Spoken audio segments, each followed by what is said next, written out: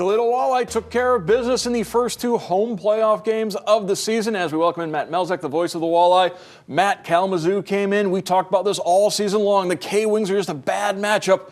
Walleye looked pretty good both Friday and Saturday. Boy, they certainly did, Mark, especially when you look at the fact that out of the 6 and change periods that were played, you could really make the case that 4 out of the 6, Toledo was the better team, and not just the better team, but the better team.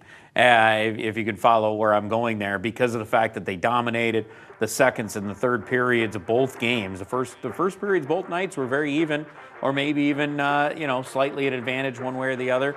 But more those last 2 periods each night, it was a lot of Toledo Walleye. What they want to do: control the game, control the puck, possession inside the offensive zone, not allowing a lot going the other way, not seeing much in their own zone. And we saw that an awful lot for most of those 2 games, and it's led to 2 wins. Friday, Brandon Hawkins named the ECHL MVP in the afternoon. He wraps up the evening with the overtime game-winning goal, and it was a classic Hawkins shot, but not necessarily a classic Hawkins finish. He dove, laid out to poke that through. Yeah, and even tough to tell right away that it had even gone in the net. But yes, great play by him. It was really a good start all the way around on that goal. It led to the Brandon Hawkins shot, and of course, not surprising, Hunter Vorva still got part of it because he was outstanding that night. But yet he left that little puck behind him. Boom, little poke check. It's in the back of the net, and you got yourselves a win. It took overtime. Actually, probably should have ended in regulation time, the way Toledo dominated that third period. But man, they got the goal when they needed it, and it gave them the lead in the series, and then the domination of Saturday.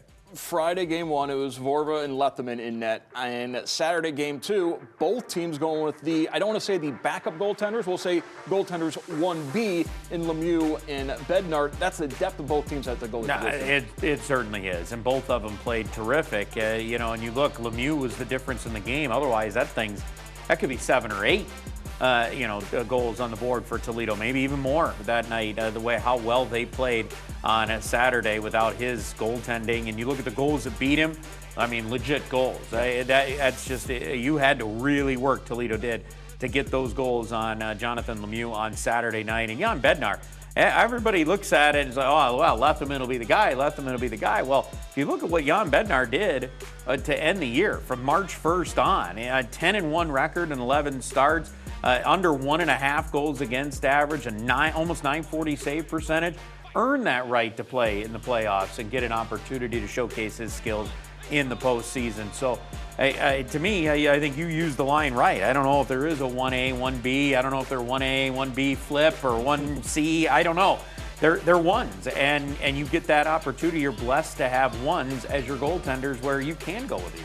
So the Walleye on the road Wednesday, Friday. If they take care of business both days, the series is over. If they should lose one of those games, they're back home on Saturday. Meanwhile, the Hens, they're home all week long with the Woo Sox in town. And this is one of those weeks you need to check the calendar to make sure you're going at the right time for the game. Yeah, you got a lot of different game time. Matter of fact, every day is a different game time, with the 6 o'clock on Tuesday, 11 o'clock Wednesday, then 6:30 Thursday, 7 o'clock on Friday, 5:05 on Saturday, 2:05 on Sunday. Mark, I got them all the way in my brain Rolodex, able to spit all of those out. But yes, it's going to be an interesting series going against the Boston Red Sox AAA team. Absolutely. And of course, you can catch all those Walleye games live on BCSN, all the Hens games live on BCSN, or on the NLL network powered by BCSN, as we are your home all week long for the Hens and Walleye. Playoff fever is here. Matt, thank you so much for joining us. I'm looking forward to this week, Mark. It's going to be fun.